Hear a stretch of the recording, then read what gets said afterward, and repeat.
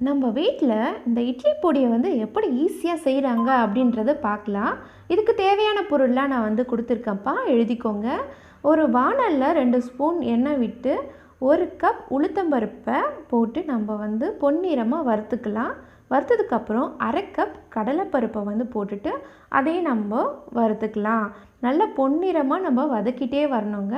அதுக்கப்புறம் ஒரு 15 காய்ந்த மிளகாய், அப்புறம் 1/4 டீஸ்பூன் வந்து பெருங்காயத்தூள், இதை நம்ம போட்டுக்கலாம். உங்களுக்கு தேவைன்னா எள்ளு கூட நீங்கள் சேர்த்துக்கலாம்ப்பா. அதுக்கப்புறம் உப்பு உங்களுக்கு எவ்வளோ தேவையான அளவோ அந்த அளவுக்கு நம்ம உப்பை சேர்த்துக்கிட்டு நல்லா வதக்கிட்டே வரணும். வதக்கிட்டதுக்கப்புறம் ஒரு பேப்பரில் காய விட்டுடுங்க. அதுக்கப்புறம் தனியாக வந்து கருவேப்பிலை வந்து ஒரு 2 கொத்து அளவுக்கு எடுத்து வதக்கி அதில் பேப்பரில் போட்டுடுங்க. அது கறினதுக்கப்புறம் நம்ம வந்து நொரன்ட்டு அரைச்சி எடுத்துக்கலாம். இப்போ பாருங்கள், நம்ம வீட்டு இட்லி பொடி ரெடி ஆகிடுச்சு. இட்லி தோசைக்கெல்லாம் ஏற்ற சைட் டிஷ்ஷு. தேங்க்யூ.